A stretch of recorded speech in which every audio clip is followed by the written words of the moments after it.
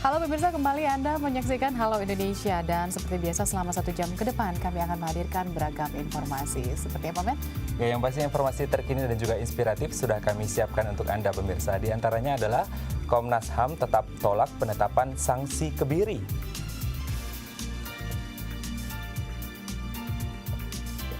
Ada pula layanan kas keliling BI di Monas. Ya, selanjutnya kita akan membahas tentang Kampung Peduli Lingkungan pada segmen Bincang. Dan pemirsa, inilah Hal Indonesia selengkapnya.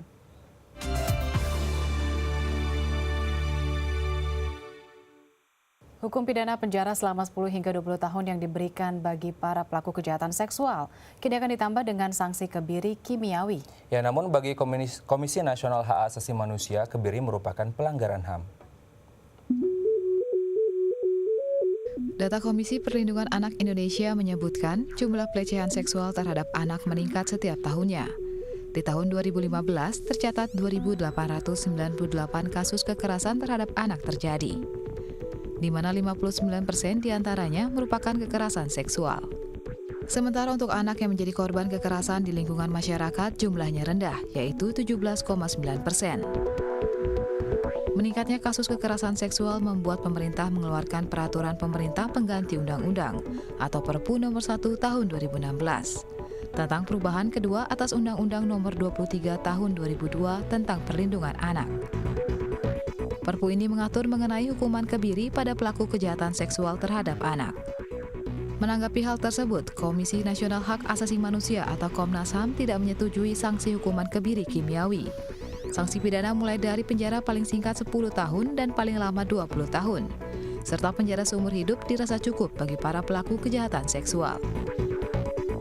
Ini kan hanya mengurangi hormon tertentu yang dampaknya ada pada testes ataupun penis dari si tersangka, terdakwa. Nah, kalau demikian, kita juga paham bahwa yang namanya pemerkosaan tidak selalu dengan penis, jadi juga bisa terjadi dengan yang lain. Bagaimana kita bisa memastikan si terdakwa ataupun mantan terpidana ini tidak melakukan pemerkosaan lagi dengan alat tubuh yang lain. Data Lembaga Perlindungan Anak menunjukkan hingga kini terdapat 21.689.797 kasus pelanggaran hak terhadap anak, dan 50% diantaranya merupakan kejahatan seksual. Sementara itu terdapat 22 juta anak yang mengalami kekerasan sepanjang 2010 hingga 2014, dan 42% diantaranya merupakan kasus kejahatan seksual. Kami sangat peduli dengan korban, kami prihatin dengan perkembangan yang ada, dan kami berpendapat bahwa korban harus diutamakan. Diutamakan dalam hal ini adalah pertama, korban harus mendapat perlindungan sepenuhnya, harus mendapat juga rehabilitasi sepenuhnya, harus mendapat pendampingan sepenuhnya untuk bisa pulih dalam menghadapi trauma yang dialami, kekerasan yang telah dialami. Proses kebiri kimia tidak dapat serta-merta dilakukan kepada seseorang, karena secara teknis memerlukan proses kompleks yang harus melibatkan tenaga medis. Medi Puspita, Leandro Ando, DAI TV. Ya, tadi kita lihat, Matt, bahwa Komnas HAM menolak keras penerapan sanksi kebiri karena dianggap akan memberi ruang bagi pelanggaran hukum. Betul sekali, tapi kita juga harus melihat pendapat dari masyarakat tentang sanksi ini. Kita saksikan dalam tayangan berikut. Setuju, saya sangat setuju sekali karena saya juga punya anak kecil kan, seperti itu. Ngelihat orang-orang yang seperti itu kita agak takut, apalagi anak-anak kecil usia dini itu yang jadi korbannya gitu. Takut, tapi susah kita mengantisipasi orang-orang yang kejiwaan seperti itu, apalagi orang itu tidak mengerti kalau ada seperti apa tadi tentang pemerintah tadi yang menyatakan seperti itu. Ya kalau pemerintah memang mau melakukan sah aja. Kalau memang dilihat pertimbangannya dari hal kebijakan untuk masa depan generasi anak muda. Ya hukuman mati juga sih, bisa juga sih hukuman mati buat kayak gitu. Saya kira kalau kebiri kimiawi itu mungkin disuntik pakai obat gitu ya. Saya kira bisa setuju saya. Daripada nanti kalau tidak begitu nggak ada rasa takut dari yang lain, tidak ada ini. Nah efeknya kan nanti kan tidak lagi yang ada yang berbuat, gitu aja sudah. Sulit ya, sulit. Pilihannya apa lagi gitu. Karena itu satu-satunya yang sehingga membuat, kalau kebiri kan membuat mereka tidak bernafsu lagi. Nah itu ada akibatnya juga buat mereka sendiri, buat pelaku. Tapi kalau ada bimbingan-bimbingan dari pemerintah seperti apa itu kan masyarakat seperti itu bisa mengerti, bisa tahu. Ya harapan kita sebagai orang tua ya supaya tidak ada lagi kasus semacam itu ya. Karena sama-sama lah kita ini ya sama-sama jadi manusia Indonesia, harusnya yang sopan, yang layak. Ya sebaiknya pemerintah karena ini menyangkut generasi penerus, sebaiknya ya itu harus diperhatikan. Apalagi pelecehan-pelecehan ini merusak generasi muda kita gitu. Baik, ini masih seputar hukuman kebiri pemirsa. Meski mengundang pro kontra, Presiden Joko Widodo sudah menandatangani perubahan Undang-Undang Kejahatan Seksual terhadap anak-anak yang di dalamnya mengatur diperbolehkannya hukum kebiri kimiawi terhadap pelaku kejahatan seksual anak. Ya, lantas apa sebenarnya kebiri kimiawi secara medis? Berikut petikan wawancara reporter kami dengan perwakilan Ikatan Dokter Indonesia. Hukuman kebiri memiliki dua macam teknik, yaitu kebiri fisik dan kebiri kimiawi. Kebiri fisik dilakukan dengan cara mengamputasi organ seks eksternal, sehingga membuat pelaku kekurangan hormon testosteron. Kurangnya hormon ini akan banyak mengurangi dorongan seksualnya. Sementara kebiri kimiawi yang akan diberlakukan oleh hukum Indonesia adalah memasukkan zat kimia anti-androgen ke tubuh pelaku kejahatan seksual, agar produksi hormon testosteron di tubuh mereka berkurang. Namun kebiri kimiawi bersifat sementara atau jika tidak diberikan obat secara terus-menerus, pelaku kejahatan akan kembali normal. Menurut Erni Juwita, dokter spesialis penyakit dalam, pemberian anti-androgen kebiri kimiawi biasanya diberikan setiap 3 bulan, tergantung dengan jenis obat yang diberikan. Kebiri kimia itu dimaksudkan untuk kemudian setelah dikebiri orangnya jadi perilakunya baik, tidak akan melakukan, karena konteks kita kan pelecehan seksual ya pada anak, tidak akan melakukan lagi, tidak bisa dari situ solusinya. Karena yang namanya perilaku ya pendekatannya tidak seperti itu. Begitu tidak diberikan, dia diberikannya 1 kali aja. Begitu tidak diberikan, ya udah selesai. Pemberian hukum berupa kebiri kimiawi dapat menimbulkan efek negatif berupa penuaan dini pada tubuh. Cairan anti-androgen diketahui akan mengurangi kepadatan tulang, sehingga resiko tulang keropos atau osteoporosis meningkat. Anti-androgen juga mengurangi massa otot yang memperbesar kesempatan tubuh menumpuk lemak, dan kemudian meningkatkan resiko penyakit jantung dan pembuluh darah. Meli Puspita, Denny Kristiawan, DAI TV. Ya, kita akan beralih ke informasi lain dan pemirsa nanti pada segmen bincang kita akan membahas Kampung Peduli Lingkungan. Tetap bersama kami di Halo Indonesia.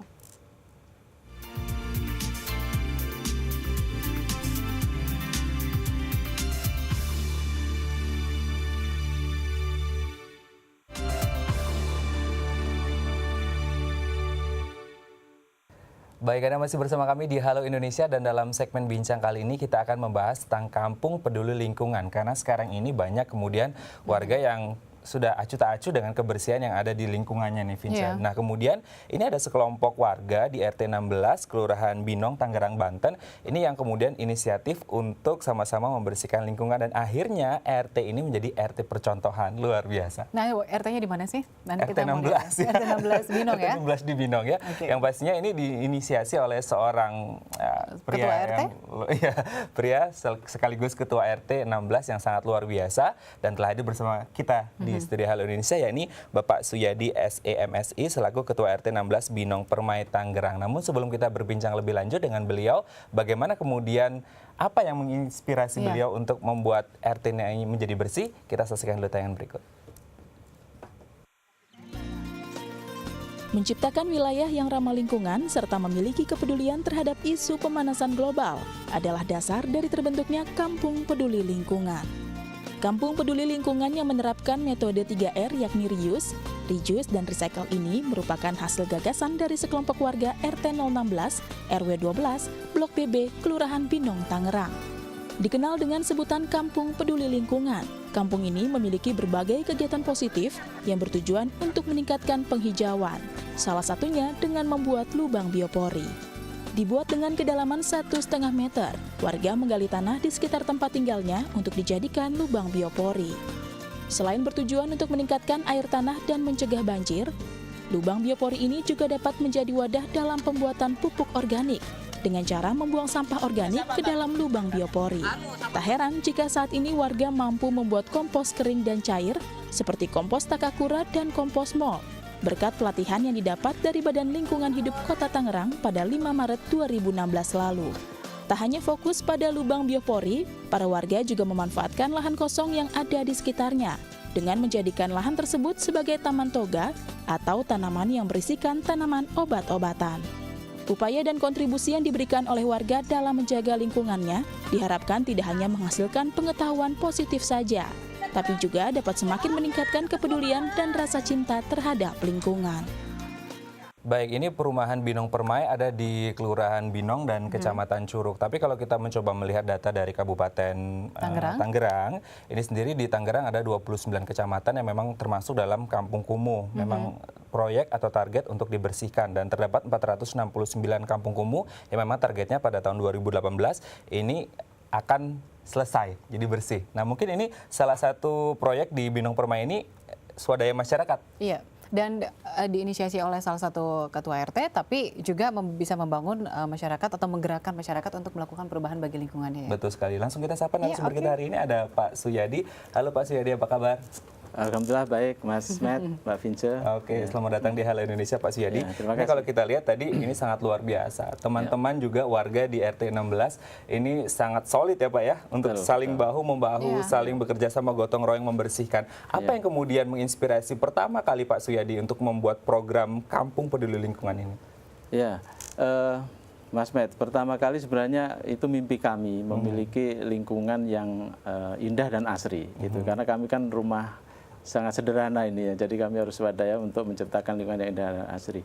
Nah, yang kedua sebenarnya kami ingin partisipasi ini dalam gerakan global terkait dengan upaya-upaya peduli lingkungan, upaya penyelamatan bumi dan sebagainya. Nah, itu kami pikir itu harus dimulai dari kelompok-kelompok masyarakat terkecil dalam hal ini RT ya, sebagai strata terbawah di pemerintahan gitu ya. Konsep seperti apa yang ingin Pak Suyadi ubah? Nah, kami menerapkan konsep kampung hijau. Jadi dengan mengelola sampah, antara lain kami membentuk bank sampah, kemudian mengadakan keterampilan dari barang bekas, kemudian mengadakan kompos, itu pengelolaan sampah. Kemudian kami juga penghijauan, ya baik itu penghijauan di lingkungan masyarakat maupun tanaman toga di kebun yang kami miliki, dan juga kami menerapkan biopori ya. Biopori itu untuk meningkatkan serapan dan juga pori-pori tanah. Di situ salah satu konsep yang kami terapkan. Oke, ini kalau kita lihat memang banyak konsep atau ide-ide yang cemerlang yang kemudian diaplikasikan di Binong Permai ini sendiri. Apakah kemudian ini inisiasi dari Pak Suyadi sendiri atau kemudian berkaca dari beberapa kampung bersih lainnya yang memang sudah ada sebelumnya sehingga diaplikasikan di sana? Iya, sebenarnya awalnya sih dari buku-buku yang kami miliki di taman bacaan, kemudian kami lihat internet, terilhami oleh kampung lain tadi. Kemudian kami diskusikan dengan masyarakat, ternyata nyambung. Nah, itulah kemudian ide-ide itu kami terapkan, Mas. Kondisinya sebenarnya sebelum seperti saat ini yang sudah hijau, seperti apa? Apakah memang gersang, tidak ada pohon, atau banyak sampah? Iya, yang jelas kotor. Ya, karena memang kepedulian pada sampah masih kurang. Kemudian hijaunya tidak seberapa, ya masih banyak yang gersang. Kemudian area kan banyak tertutup konblok dan semen, sehingga serapan air itu nggak ada, Mas. Jadi kalau hujan air lepas begitu saja. Nah, ini dengan biopori nanti air itu juga bisa tertampung di sana. Kalau musim panas juga mengalami kekeringan? Nah, iya, cepat sekali penguapan tanah, kan cepat, air tanah itu cepat menguap, sehingga kemarau sedikit saja teman-teman sudah kekurangan air. Ya. Oke, ini pertama kali proyek ini, proyek sosial ini sudah diterapkan mulai kapan, dan proses awalnya sendiri apakah memang berat atau tidak ini untuk mengajak warga bersama-sama, ayo kita gotong royong bersih-bersih kampung kita? Iya, kami merintis sudah sekitar 2 tahunan, Mas. Memang awalnya memang ya pasti berat karena pasti ada penolakan, dan ini kan hal yang merubah tradisi, merubah budaya, jadi perlu waktu bagi kami. Nah, ini penolakan ini bagi kami tugas yang paling berat, tapi kami dengan masyarakat yang mendukung juga tidak sedikit, sehingga kami tetap bisa jalan gitu ya. Tapi Pak Suyadi, bagaimana Anda secara persuasif mengajak masyarakat sekitar untuk ikut terlibat dalam ide Anda untuk membuat kampung hijau? Ya, kami secara rutin diskusi dengan warga, kemudian sosialisasi kami adakan juga, kami mengundang narasumber tentang sampah, kemudian kami juga pernah mendapat pelatihan dari BLHD Tangerang ya. Ini juga sangat bermanfaat bagi warga sehingga mencerahkan warga. Kemudian kami secara rutin kerja bakti, ya kami terus kita galakkan kerja bakti, ya sehingga kebersamaan terpupuk. Kami harus punya satu visi supaya gerakan ini berjalan kan. Nah dengan cara itulah kemudian ini semua bisa berjalan. Oke, ini kalau kita lihat sebenarnya ada berapa kepala keluarga di RT 16 Binong Permai ini, dan kemudian bagaimana menyatukan beberapa kepala keluarga yang ada di sana untuk sama-sama memiliki satu visi misi seperti Pak Suyadi bilang barusan. Ya, ini yang spesial Mas. Di RT kami itu ada 158 kakak. 158 kakak. Ya, jadi kami memang dari sisi kebersamaan ini harus kita pupuk dengan warga yang sedemikian besar. Kita harus bersama. Nah inilah kami aktifkan melalui kegiatan-kegiatan semacam ini. Terus-menerus kita adakan kegiatan yang sifatnya kebersamaan. Ya, antara lain ya melalui Kampung Peduli Lingkungan ini. Ya. Dengan cara itulah kompak, warga tetap kompak, sehingga program apapun yang kita terapkan itu bisa berjalan. Karena kompak malah ke depannya sudah mendapatkan predikat RT percontohan ya Pak ya? Ya, ini nanti semakin memotivasi warga. Oh ya, tapi nanti kita akan bahas seperti apa sih RT percontohan yang diterapkan di Kampung Binong ini ya Pak ya? Tapi setelah jeda berikut ya Pak. Pemirsa jangan kemana-mana, tetap bersama kami di Halo Indonesia.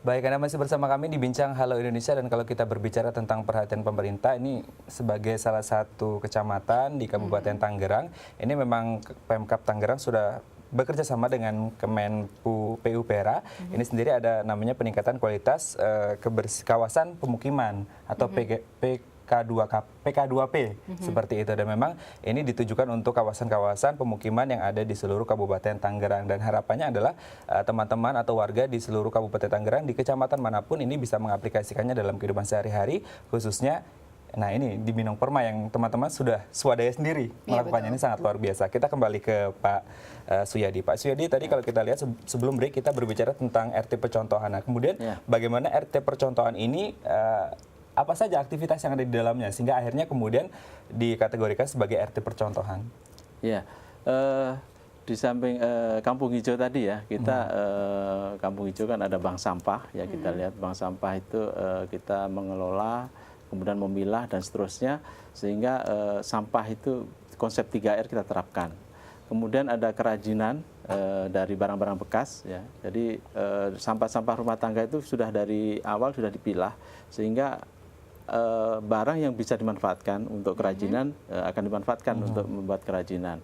Kemudian ada juga tadi yang biopori ya, sudah kita terapkan. Kemudian penghijauan, kita setiap warga kita syaratkan harus punya tanaman ya. Kemudian ada juga tanaman toga yang kita fokuskan di kebun tertentu. Terus di samping itu juga kami memiliki taman bacaan ya. Kemudian kegiatan-kegiatan lain yang seperti seni, kami menjaga seni tradisional angklung kita terapkan juga. Terus kami juga dari sisi keagamaan juga jalan, karena kami punya masjid juga. Ya. Jadi semua ya, dari sisi fisik juga terbangun, dari sisi mental juga terimplementasikan gitu, program-program pembangunan mental. Gitu ya. Nah tadi ada dari sisi fisik dan mental ya. Nah, lalu siapa yang mencontoh RT percontohan yang di Binong ini Pak? Apakah RW-nya ada terus lalu ke tingkat kelurahan atau mungkin ke kabupaten? Ya. Sementara ini memang di RW kami sudah mengadopsi ya program-program kami itu di level RW. Kemudian di kelurahan sudah Pak Lurah juga menganjurkan ya teman-teman RT lain untuk meniru ya. Sampai saat ini memang dijadikan benchmark ya kampung kami, RT kami untuk dijadikan contoh lah bagi RT lain. Gitu ya. Adakah mungkin bantuan dari pemerintah Kabupaten Tangerang, baik berupa tanaman atau mungkin dana untuk agar membuat RT percontohan ini juga bisa berkembang atau bisa menjadi salah satu, tadi kan benchmark ya, tetapi juga menjadi salah satu sarana aktifnya warga sebagai pusat kegiatan aktif warga di tempat Binong? Ya betul Mbak Vince. Kami menerima bantuan juga dari Pemda di samping pelatihan yang sangat bermanfaat bagi kami warga RT 016 ya, sehingga pengetahuan kami bertambah banyak. Di samping itu juga dibantu alat-alat ya, alat-alat pembuat biopori kami kemarin diberikan, kemudian termasuk bahan-bahan untuk biopori itu sendiri seperti paralon dan sebagainya. Kemudian kami juga dibantu tanaman, ya, kemudian alat-alat untuk membuat kompos kami dibantu juga, takakura ya, kompos kering kami juga dibantu. Kemudian tempat sampah kami ya dibantu juga. Ya, jadi dengan alat-alat itu kami sangat terbantu karena selama ini kan swadaya semua ini Mbak. Ya. Jadi memotivasi teman-teman untuk lebih segera merealisasikan konsep kampung hijau ini. Oke, ini fasilitas atau sarana prasarana untuk biopori dan kemudian pengolahan kompos ini sudah terlaksana. Nah kemudian komposnya sendiri dilempar kemana Pak? Atau digunakan sendiri atau seperti apa? Ya, sampai saat ini kompos masih kita gunakan sendiri karena memang kami butuh pupuk ya, daripada kami beli, kami manfaatkan kompos itu ya. Ke depan harapan kami ini bisa kami jual juga untuk sebagai sumber penghasilan juga bagi warga. Oke. Baik Pak Suyadi, saya juga mendengar katanya di Kampung Binong ini juga ada menyediakan fasilitas untuk anak-anak ya, dan juga untuk menjadi wadah bermusik atau berkreativitas warganya ya. Seperti apa ya Pak Suyadi? Kita lihat dulu ya. Pemirsa, berikut ini tayangan seperti apa kegiatan rumah baca dan seni angklung di Kampung Binong. Tak hanya dikenal sebagai kampung yang peduli terhadap lingkungan, kampung yang berada di Kelurahan Binong, Tangerang ini juga dikenal sebagai kampung ramah anak dan kampung seni. Hal ini terbukti dari kehadiran rumah baca yang diperuntukkan bagi kalangan anak-anak dan grup seni angklung yang ditujukan untuk kalangan para ibu. Ya, rumah baca Gria Ilmu Binong ini setiap harinya dikunjungi oleh puluhan pelajar, mulai dari tingkat SD hingga SMP. Sebagian besar dari mereka mengunjungi rumah baca ini untuk mengerjakan tugas sekolah, belajar melipat kertas, mendongeng, atau sekedar datang hanya untuk membaca dan meminjam buku. Terdapat lebih dari 1.700 koleksi buku yang ada di rumah baca Gria Ilmu, yang terdiri dari buku bacaan, ensiklopedia, majalah, dan buku-buku pelajaran. Di sini, anak-anak dapat meminjam buku secara gratis. Untuk memudahkan anak-anak dalam melakukan seluruh aktivitasnya selama berada di rumah baca pun, mereka didampingi oleh relawan tutor yang merupakan warga setempat. Berkat kehadiran rumah baca Gria Ilmu, salah satu anak bernama Hilwa yang terbilang tekun membaca di rumah baca ini bahkan sempat menjadi juara umum Olimpiade Taman Baca di tingkat nasional pada tahun 2015 lalu. Sementara untuk bidang seni, kampung ini juga melibatkan kaum ibu dengan mengajak para ibu berlatih musik angklung. Tercatat sebanyak 25 ibu PKK rutin mengikuti latihan seni angklung setiap 2 kali dalam seminggu. Sama halnya seperti rumah baca Gria Ilmu, siapapun boleh ikut bergabung dengan grup angklung ini tanpa dipungut biaya. Dengan tujuan untuk melestarikan kembali seni musik tradisional, grup angklung yang didirikan sejak tahun 2014 lalu ini kerap diminta untuk mengisi berbagai acara hingga di tingkat kelurahan. Nah, ya, ini menarik sekali ya, karena ibu-ibu juga semangat main angklungnya, anak-anak semangat baca bukunya, pokoknya semuanya semangat. Tapi saya juga tertarik, ada yang memenangkan juara Olimpiade Taman Baca. Itu kan sebuah prestasi yang luar biasa ya. Juara nasional luar biasa. Kita kembali ke Pak Suyadi. Pak Suyadi, akhirnya bagaimana konsep Gria Ilmu ini kemudian muncul? Tadi kan kalau kita bahas di awal hanya sekedar lingkungan nih, tapi sekarang ada juga tentang Gria Ilmu, seni, dan lain sebagainya. Sebenarnya gini Mas Met, kalau yang lebih dulu tuh malah taman bacaan ini. Karena kami dulu memang tertarik juga di bidang literasi. Kami melihat anak-anak di sekitar kami itu kurang membaca gitu ya. Kami coba lihat apakah memang semangatnya berkurang untuk membaca atau memang tidak ada buku gitu ya. Kemudian kami coba kecil-kecilan menggelar buku gitu ya. Ternyata responnya luar biasa. Sehingga kami melihat ternyata sebenarnya bukan rendahnya minat baca kalau saya lihat anak-anak ini, ternyata justru anak-anak itu yang bikin kurang membaca itu akses ke buku yang tidak ada. Ketidaktersediaan. Karena ini kan kelompok menengah ke bawah ini, kami bagi mereka kan buku itu masih mewah ya, barang mewah. Sehingga dengan cara itulah kami mencoba mengubah paradigma itu sehingga anak-anak itu akan gemar membaca. Nah itu sudah hampir 9 tahun ini Mas ya. Sudah hampir 10 tahun malah ya. Nah itu kami juga anggota Yayasan 1001 Buku. Oke. Ya, nah di sini 1001 buku ya, ya. 1001 Buku ya. Di sini konsepnya memang kami ini konsepnya belajar, bermain dan berkreasi. Belajar, bermain dan berkreasi. Iya, jadi anak-anak itu ke situ bukan hanya membaca, tapi dia juga belajar, kemudian bermain, ya bermain yang edukatif ya, termasuk juga mewarnai, seni, lukis dan sebagainya itu kami sediakan. Semua secara bebas ya, termasuk juga nanti berkreasi, artinya membuat keterampilan itu anak-anak juga dibimbing ke sana, termasuk juga seni ya, menari, seni lukis, bagi yang berminat untuk musik juga ada pelatihnya ya. Tadi saya juga lihat ada tutornya juga. Iya, ada tutornya sangat mumpuni ya. Nah, ini itu konsepnya, jadi semua anak itu belajar di sana. Tutornya dari mana Pak? Dan juga tadi juga banyak buku-bukunya. Nah itu buku-bukunya juga apakah dari 1001 buku?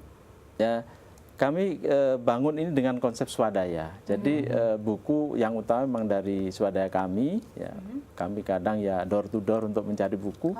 Kemudian dari 1001 buku ya sesekali membantu. Kemudian untuk semuanya karena sosial, termasuk juga pelatihnya kebetulan ada warga kami yang bisa dan bersedia, ya kami rekrut. Semuanya relawan-relawan aja tanpa digaji, tanpa dibayar. Dan termasuk juga relawan untuk yang angklung ya. Tapi nanti kita bahas, mungkin ibu-ibu yang di rumah sudah yang sedang menonton juga ingin melihat seperti apa sih ya aslinya mereka, nanti kita bahas ya Pak. Pemirsa tetap bersama kami di Halo Indonesia.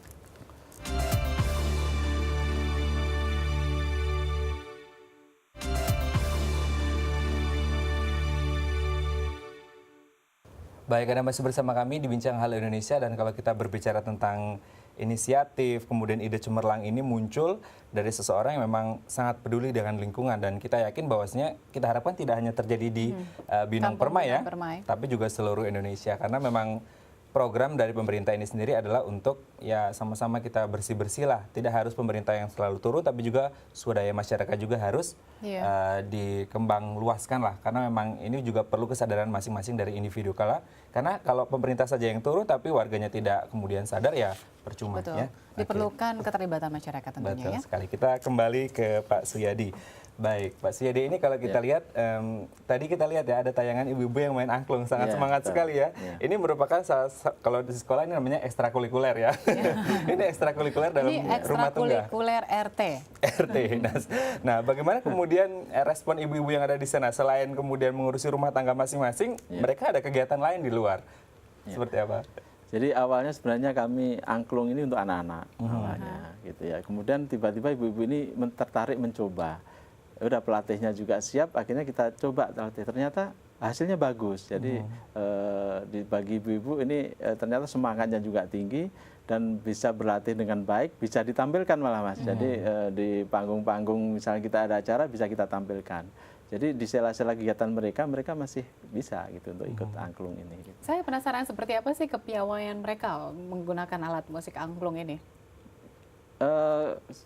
Bisa kita tampilkan di forum-forum lah, malah di kelurahan ketika ada acara juga sempat diundang. Ya, jadi saya rasa layak untuk ditampilkan. Gitu. Jadi mereka sudah siap untuk naik panggung ibaratnya ya? Iya, betul sekali. Oke, ada berapa anggota untuk keterlibatan masyarakat untuk ekstrakurikuler RT yang ini ya, yang angklung ini? Untuk angklung ini variatif ya, antara 20 sampai 30 orang. Ya, tergantung lagu dan kemudian kesiapan warga juga. Ya. Cuman yang paling mendukung salah satunya antara lain pelatihnya memang piawai Mbak. Jadi pelatihnya itu luar biasa. Pelatihnya dari mana? Nah ini pelatihnya warga kita sendiri, tapi beliau dosen IKJ. Ya, dan mereka memang beliau ini sosialnya juga bagus, ya ahli lah di bidang musik.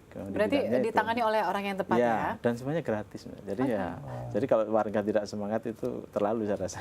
Udah gratis, tempatnya disediakan, angklung disediakan ya.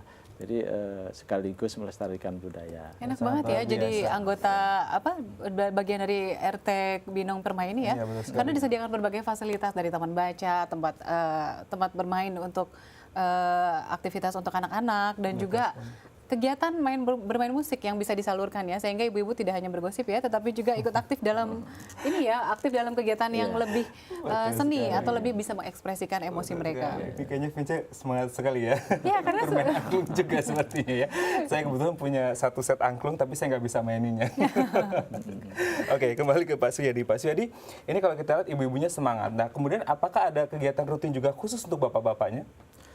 Kalau bapak-bapak banyak di segmen olahraga ya, karena kami rutin juga olahraga, bulu tangkis, pingpong itu rutin ya. Disitulah ajang bapak-bapak. Di samping juga biasalah nonton bareng bola itu ajang bapak-bapak. Tapi untuk kampung hijau bapak-bapak memang berperan juga dalam biopori misalkan ya, kemudian penataan lahan, penyiapan lahan dan sebagainya itu bapak-bapak akan turun di sana. Melakukan penataan lahan saja sudah merupakan aktivitas olahraga loh, bagian yang menghirup oksigen, terkena paparan matahari ya. Betul sekali. Pagi-pagi ya. Oke, Pak, ini kalau kita coba berkaca dari program pemerintah Kabupaten Tangerang, ini ada Perda nomor 5 tahun 2013 yang menyatakan ada rencana pembangunan jangka menengah daerah, Pak. Nah, kemudian apakah ada proyek besar yang sudah ada di pikiran Pak Suyadi atau teman-teman di Binong Permai untuk menuju ke sana? Menuju ke sana, Pak. 2018. Ada proyek besar di situ kah? Jujur tidak ada, Mas. Jadi kalau kami hanya lebih ke fokus sebenarnya untuk perubahan budaya masyarakat, perubahan pola pikir ya. Target kami bisa merubah masyarakat ini menjadi sadar lingkungan, kemudian menjadi masyarakat yang teredukasi dengan baik sehingga dalam berperilaku juga baik. Sebenarnya itu aja target saya. Jadi tidak ada lagi target-target harus menang ini, menang itu, sebenarnya enggak. Itu bagi saya kemenangan ini itu hanya bonus gitu. Tapi yang utama adalah merubah perilaku dan budaya mindset masyarakat. Sebagai seorang penggerak Pak Suyadi, apa sih kepuasan yang terbesar yang Pak Suyadi dapatkan dari berdekatan dengan anggota rukun warganya ya, dan juga mereka yang mau aktif, sepertinya Pak Suyadi tinggal instruksi satu, mereka mau semua. Itu apa itu? Sebenarnya kepuasan saya kalau melihat warga ini kompak bersama dan mau bekerja bersama gitu. Itu kepuasan saya di situ. Dan kemudian warga menjadi paham, akan sadar akan program-program lingkungan, edukasi dan sebagainya, itu merupakan bagi kami itu lebih memuaskan ya, daripada hasil ya. Kalau hasil baik saya itu nomor 2 lah, proses yang penting. Ini saya yakin banyak warga RT 16 Binong Permai yang sedang menyaksikan acara kita hari ini. Kira-kira apa pesan yang ingin disampaikan ke teman-teman warga RT 16 Binong Permai? Kami ingin berpesan kepada teman-teman bahwasanya ayo tetap kita jaga kekompakan, kita jaga kebersamaan, kita ini satu keluarga, dan kita samakan visi misi kita untuk mencapai konsep kampung hijau dan juga untuk sadar lingkungan. Ya, itu aja pesan kami. Kalau tips mungkin ada di tempat lain ya yang ingin mengadopsi kampung hijau ini, tips apa yang pertama kali untuk bisa dilakukan agar bisa menuju ke kampung hijau? Memang awalnya harus ada kemauan dulu. Nah, kemauan warga ini harus dimulai dari pemimpinnya kan. Nah, pemimpin itu tidak hanya menggurui, memerintah, tapi juga harus lebih banyak malah memberi contoh, menggerakkan dan bekerja sama. Itu saya rasa di situ. Baik Pak Suyadi, terima kasih karena sudah bergabung bersama kami di sini ya, dan bisa share banyak hal, dan termasuk juga salam untuk RT Binong Permai ya, karena di sana sepertinya mereka sudah menonton kita di sini ya Pak ya. Terima kasih, sukses terus Pak. Terima kasih dan Mbak Vince, terima kasih Mas untuk menginspirasi ya Pak. Pemirsa, kami masih memiliki beragam informasi lain, tetap bersama kami di Halo Indonesia.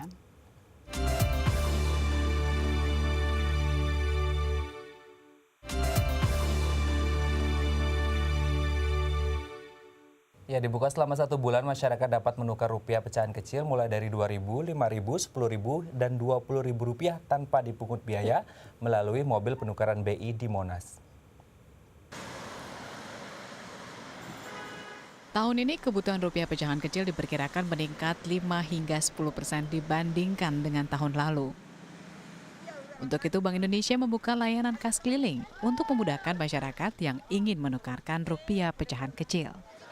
Layanan kas keliling ini tersentralisasi di lapangan Irti Monas, Jakarta Pusat, mulai Senin 6 Juni 2016 lalu. Tujuannya supaya masyarakat gampang aja ya Mbak ya untuk menukarkan uangnya, kita dikumpulkan perbankan di mana di satu tempat gitu loh, sehingga masyarakat juga mudah untuk mendatangkannya ke lokasi ini. Dari kemarin tanggal 6 sampai dengan 30 Juni. Mobil penukaran ini akan beroperasi selama 1 bulan ke depan dan melayani penukaran rupiah pecahan kecil, mulai dari Rp2.000, Rp5.000, Rp10.000 hingga Rp20.000. Bank Indonesia membatasi nominal penukaran maksimal hingga Rp3.700.000 dengan masing-masing pecahan maksimal 100 lembar. Maksimal penukaran Rp200.000 untuk pecahan Rp2.000, Rp500.000 untuk pecahan Rp5.000, Rp1 juta untuk pecahan Rp10.000, dan Rp2 juta untuk pecahan Rp20.000. Rata-rata semua masyarakat itu kita kasih dari 20 ribuan satu pak, 2 juta, dari 10 ribuan satu pak, dari 5 ribuan satu pak, dan dari 2 ribuan satu pak. Jadi jumlahnya semua 3.700.000. Perharinya Bank Indonesia menyiapkan rupiah pecahan kecil sebanyak 300 hingga 350 juta rupiah untuk satu mobil operasional. Permintaan pecahan terbanyak adalah pecahan dengan nominal Rp2.000, Rp5.000, dan Rp10.000. Walaupun Bank Indonesia menyediakan layanan kas keliling dengan tujuan memudahkan masyarakat untuk menukarkan uang, namun sebagian masyarakat mengaku kurang nyaman karena masih harus menunggu antrian yang panjang. Buat saya ya lebih mudah langsung ke bank kalau kata saya. Karena? Iya, antriannya cukup panjang. Terus kan menunggunya juga nggak begitu nyaman. Ternyata antriannya banyak sekali ya. Kalau seperti ini ya mungkin kurang efektif ya, karena ya jadi antrinya terlalu panjang. Harus pagi-pagi sekali mungkin baru datang ke sini gitu. Saat ini di lapangan IRT Monas baru terdapat satu mobil layanan kas keliling yang disediakan oleh Bank Indonesia. Namun mulai tanggal 10 Juni mendatang, Bank Indonesia bekerjasama dengan 13 perbankan lainnya untuk penyediaan mobil layanan kas keliling di lokasi yang sama dalam rangka meningkatkan pelayanan penukaran rupiah pecahan kecil jelang Lebaran. Ferawati, Budi Wirotomo, DAI TV. Berbeda dengan layanan penukaran rupiah pecahan kecil di Bank Indonesia yang sudah mulai dipadati masyarakat sejak dibuka pada hari pertama puasa, jasa penukaran rupiah pecahan kecil di seputar kawasan Kota Tua, Taman Sari, Jakarta Barat masih sepi peminat. Jasa penukaran rupiah pecahan kecil di kawasan Kota Tua Taman Sari, Jakarta Barat masih sepi peminat 3 minggu jelang Hari Raya Lebaran. Penyedia jasa mengaku setiap tahunnya intensitas penukaran baru akan meningkat 2 minggu menjelang Lebaran dan didominasi oleh pecahan nominal Rp2.000, Rp5.000, dan Rp10.000. Puluhan penyedia jasa penukaran uang di kawasan ini beroperasi setiap harinya dari pagi hingga sore hari. Namun selama bulan Ramadan, rata-rata penyedia jasa menjajakan rupiah pecahan kecil hingga malam hari dari perempatan lampu merah Museum Bank Mandiri, Jalan Kali Besar Timur dan Barat, hingga Stasiun Beos. Belum rame. Ramenya baru 2 minggu nanti menjelang hari H. Ya kalau awal puasa sih belum rame banget itu. Paling ntar kalau mulai rame itu min 10 itu udah mulai rame banget. Itu yang paling dicari itu 2.000-an. 2.000-an sama 5.000-an. Itu yang paling laku berat itu. Rata-rata penyedia jasa mengambil keuntungan 5 hingga 10% dari total jumlah uang yang ditukarkan. Namun konsumen tidak merasa keberatan dengan jumlah lebih yang harus dibayarkan. Karena konsumen tidak harus mengantri, bahkan tidak perlu keluar dari kendaraan saat melakukan transaksi penukaran. Kalau plusnya itu, kalau tadi saya tukar 1.500.000, itu jadi dia kenakan 1.575.000. Kalau yang 20 ribuan saya tukar 500.000, tadi kenanya 525.000. Ya karena di bank kalau untuk pecahan yang kecil udah susah ditukar gitu. Dan sekarang kalau kita cari pecahan-pecahan yang kecil, saya cuma tahu adanya di daerah sini sih. Saat sepi peminat, omset yang didapat dari penyedia jasa penukaran uang di kawasan ini berkisar antara 8 hingga 9 juta per hari. Namun 2 minggu jelang Lebaran, penyedia jasa mampu meraup omset hingga 60 juta rupiah per harinya. Ferawati, Budi Wirotomo, DAI TV.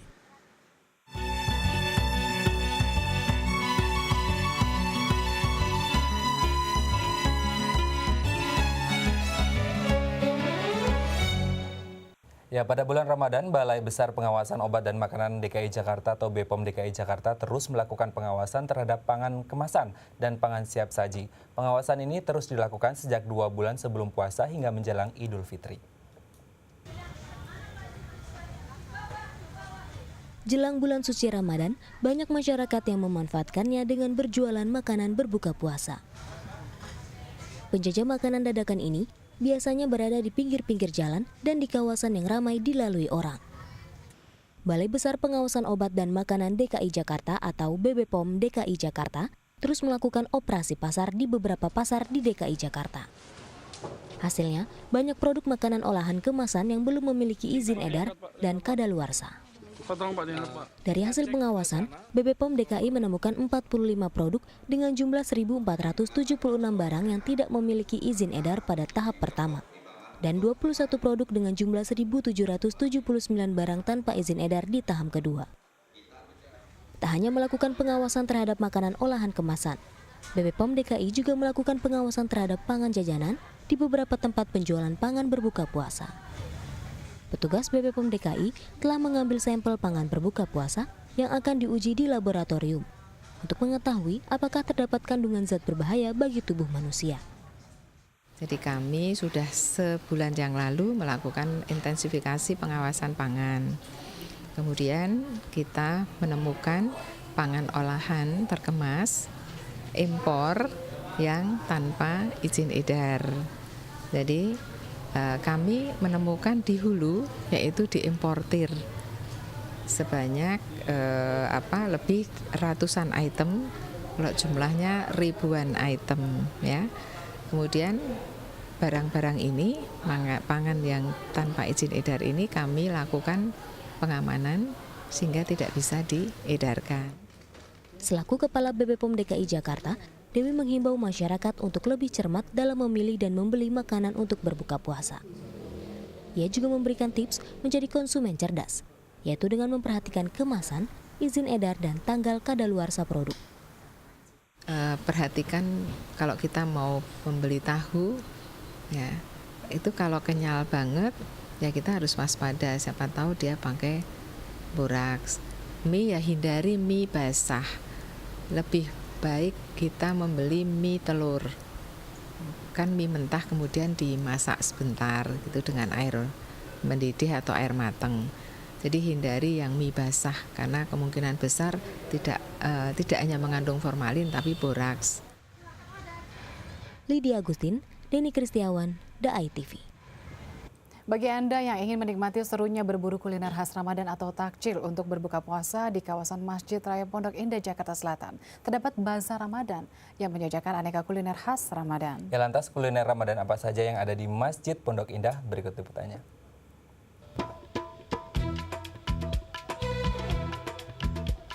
Pada saat berbuka puasa, biasanya beberapa kawasan menjadi pusat wisata kuliner untuk berbuka puasa, seperti di kawasan Masjid Raya Pondok Indah kali ini.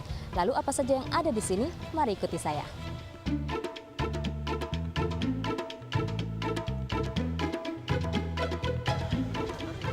Sore hari menjelang berbuka puasa adalah waktu yang tepat untuk ngabuburit atau berburu kuliner Ramadan bersama teman maupun keluarga. Kali ini, saya akan mengajak Anda ke Masjid Raya Pondok Indah, Jakarta Selatan. Dengan merogoh kocek sebesar Rp2.000 hingga Rp30.000, kita dapat menemui berbagai macam kuliner khas Ramadan. Mulai dari jajanan pasar hingga makanan utama, seperti kolak, bubur biji salak, aneka gorengan, es buah, puding, dan beragam lauk pauk. Bazar Ramadan yang ada di lapangan parkir masjid ini digelar sejak awal puasa hingga 20 hari ke depan. Lebih dari 20 stand mulai menjual aneka kuliner Ramadan sejak pukul 4 sore hingga pukul 8 malam. Posisi Masjid Pondok Indah yang berada persis di pinggir jalan raya menarik minat masyarakat setempat untuk singgah dan mencicipi aneka kuliner Ramadan di sini. Tempat ini pun akan semakin ramai menjelang azan maghrib. Somai, soto mie, soto betawi, aneka gorengan sama kolak. Kalau untuk sekarang mungkin masih baru ya puasanya, jadi kita belum tahu, belum bisa memprediksinya ramai atau enggak. Karena puasa baru 2 hari ya 2 hari inilah dibeli gitu.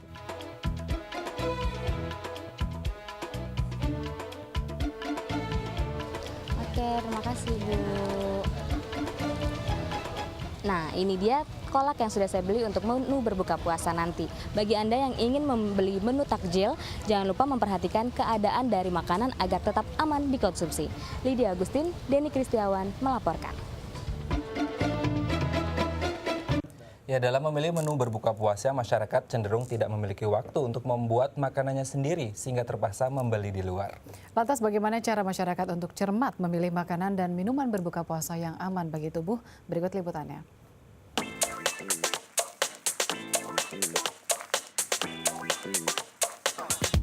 Kalau kayak gimana sih, ya pastinya yang manis ya Mbak ya.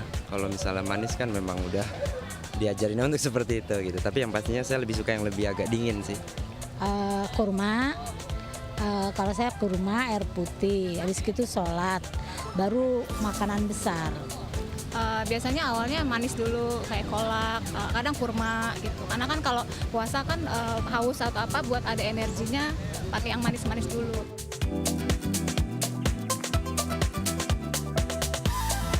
Kalau ditanya beli atau enggak, lebih baik di rumah ya. Sebetulnya sih senang bikin sendiri. Lebih suka bikin sih, kalaupun beli juga lihat-lihat tempatnya, kita rasain dulu, atau kita lihat kira-kira apa meyakinkan gitu, baru saya beli.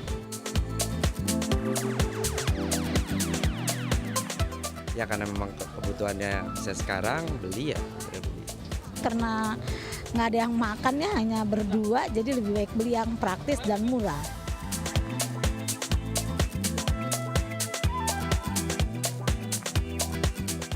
Kalau baiknya sih iya ya, cuma saya kadang nggak merhatiin itu sih. Jadi langsung beli aja, kalau lagi pengen ini ya saya beli, kalau enggak ya saya nggak beli.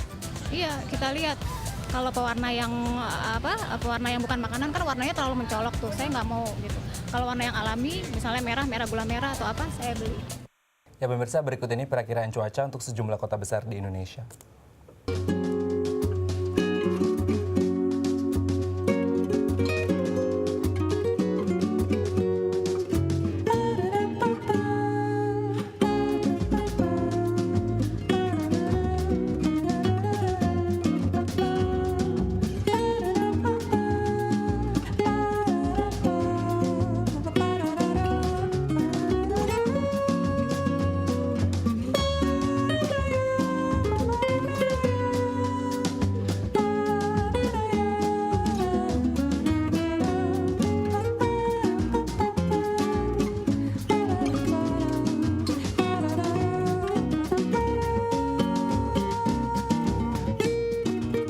Ya pemirsa, sekian perjumpaan kita hari ini. Saksikan terus Halo Indonesia dari Senin sampai Jumat di waktu yang sama. Ya jangan lupa follow Twitter kami di @dai_tv dan @haloindo.tv. Saya Vincent Bintang. Dan saya Raden Madias mewakili seluruh kru yang bertugas pamit undur diri. Sampai jumpa dan selamat beraktivitas.